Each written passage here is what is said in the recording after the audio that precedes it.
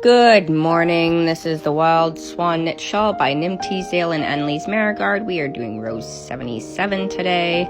Sorry about this little edit or whatnot. I forgot to put in the row number, so I'm just crossing it out here and then adding it on top there. Yeah, anyways. Okay, so let's just go over a couple things that's kind of important for this upcoming bit. Meliodas can't get into his house anymore. He used his name somewhere, and that caused everything to shut down and lock him out. They went to investigate this, and they came up with that his mother knows that Meliodas is in the city and is using the Silverman's name around town, so that sparks some concern within the group. Gray in the morning woke up early to ask some questions around, and didn't get much because everybody was bustling and hustling to work, and nobody would pay attention to a young, like a child, so they just hustle bustle. But because of that, he did see someone in a large cloak run down an alleyway and jump a fence, and Gray tried to keep up with that, but was unable to actually catch what he looked like, and he was headed out of the city. In the morning, now let's see, Gray tells this information, and the players are getting ready to figure out what they want to do in the campaign, and I'm setting up the next little bit. And as they're wandering around town, Mega comes bustling and hustling down the street and goes, "Hey, I need some help. I hear that you're looking for a way to work in the city and get some stuff done. Now, you've already collected one of these bandits and dealt with some of the cult. Why don't we do kind of some sort of test run and see if you will get hired for the city? Maybe we will come to you guys as like our bounty hunters or whatnot, or things to get done. Let's do this as a test run, see how well this goes." So Mega gives them this quest to find a man that seems crazy. He talks in tongues. He used to be a cleric that would go town to town and for a month and bless the towns and stuff, or the people within it. So he would wander to different, but now he thought he was supposed to be lost, but he was seen roaming around telling a prophecy, so we would like him back. So they need to go get supplies. So the group goes around and figures that they need supplies to quickly get this guy. And now this guy probably has a good half a day on them, so Gray decides that he's gonna go steal a horse from the drunken wizard. Now, I know that the group has been in the drunken wizard for that date thing, but I can't remember if they interacted with the barkeep or not. Here's the thing, right? So Gray knows that there's a stable in the back, stable attached to the drunken wizard, and he goes over, sets it on fire, and steals a horse.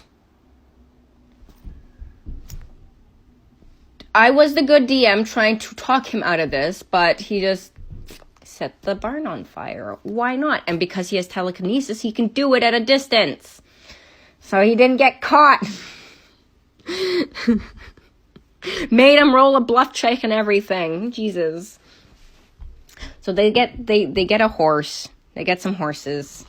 And they quickly ride out. Now, the night before, like the session before, our player Meliodas was like, I'm not gonna go on this quest. I'm just gonna like screw girls all like this entire time. I'm like, cool.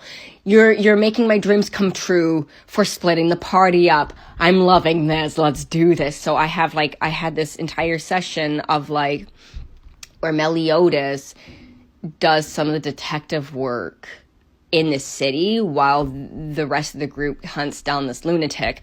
But last minute, Meliodas comes along, decides that it's a good idea not to split the party up, and I'm a very disappointed DM. Because that was my way of giving that was going to be my easy way of giving a lot of information without giving information, because like it wasn't handed them to on a plate. They actually hunted for it. Anyways. So they go out and start hunting for him. So it doesn't take them long to catch up. The lunatic did have quite a bit of distance on the group, and they chased after. So they caught up, got the loon before he could get to Slugworm, tied him up on the back, and he was mumbling and bumbling, and he was mumbling about some words, but they weren't really paying attention to him at the moment until they got ambushed by goblins and a dog, or a goblin dog, and they dispatched of that easily, got back to the city, handed the Mega was waiting for them at the gate. Sorry, I'm trying to remember exactly what happened. So Mega was waiting for them at the gate, and he collects the loon. Now, Mega doesn't think that he's insane. He thinks that something happened to him to cause the ramblings. And I do have what he said somewhere. I just need to find... I wrote down... Okay, yeah. Sorry, I am just trying to figure out where I wrote down this prophecy, because I wrote down a prophecy and now I can't find it. I wrote it down for a reason, and now I can't find it. And I'm going to spend the rest of the time finding my thing. I thought it was in here. Why am I like this? Why am I like this? Okay. Where did it go? What did I do with it? Okay, because I know I had it.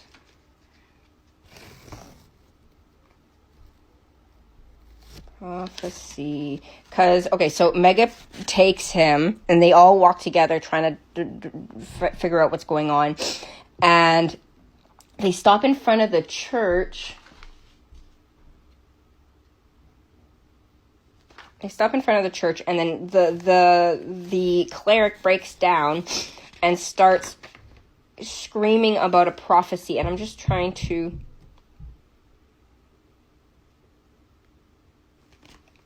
find where I put this prophecy so I can tell you guys. And I think that I will have to end it soon and then find it and then tell you what it is. Yeah, because this is very, very, very, very, very, very, very, very, very, very, very, very, very frustrating. Oh, why am I like this? Where did it go? Event. That's for a different thing. Okay, thank you, bye!